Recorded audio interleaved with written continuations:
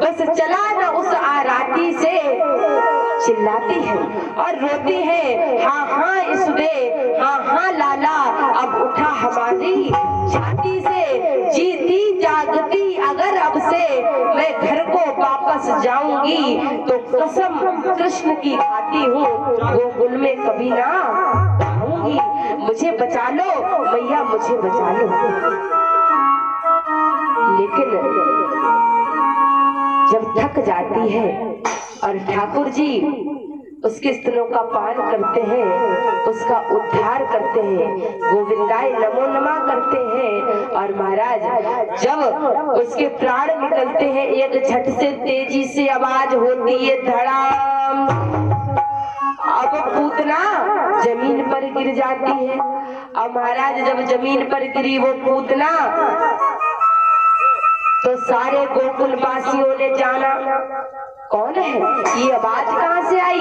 मैया ने देखा अभी अभी मैंने अपने लाला को यहाँ बिठाया था, वो नहीं है, कहाँ गया, लगता वही तो नहीं मेरे लाला को ले गई। जो वो गोपी आई थी मुझसे कहती थी लाला के दर्शन करा दो, शायद वही तो नहीं ले गई। अब मैया बाबा नंद सभी गोपी गोप दौड़ते हैं वन में।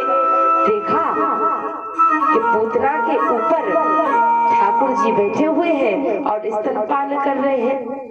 मैया झट से गई और उस पुत्रा की तरफ देखा, अपने लाला को आया और सीने से लगा लिया कि मेरा कितना छोटा और इतना अच्छा बालक है, और पता नहीं ये सब ही दैत्य आते हैं और जाने क्या से क्या मेरे बच्चे के साथ करना चाहते हैं। छोटा सा बालक, सभी ऐसे इसके पीछे पड़ गए हैं, न जाने कब से अपनी दुश्मनी निभा रहे हैं। मैया ने उठाया और घर ले आई। राजा परिचित ने पूछा श्री सुखदेव जी महाराज से कि भगवान पूजनीय गुरुदेव ये बताइए ये पूतना पूर्व जन्म में कौन थी।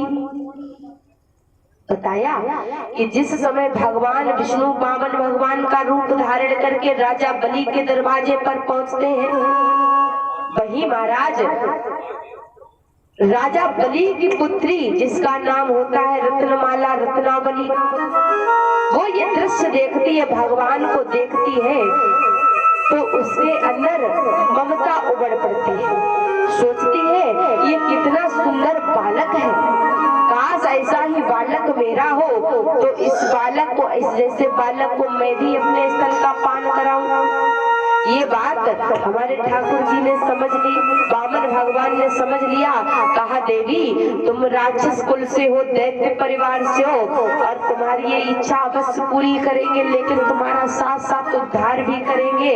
ये वही थी रत्नमाला रत्नावली जो कि राजा बलि की पुत्री थी, और इसका भगवान ने उद्धार किया। बोलिए गोविंद भगवान की, कृष्ण कन्हैया लाल की। एक बार सभी लोग ताली बजा के भगवान का नाम बोलेंगे। आगे की कथा बड़ी सुंदर है।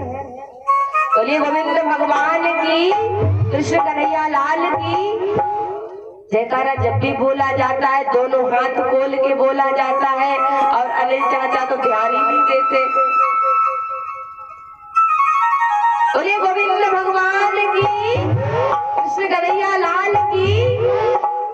और आइएगा ठाकुर जी के चरणों में वंदना करते हुए चलेंगे। सभी भक्त बड़े भाव से मीठी मीठी तालियों की सेवा करते हुए।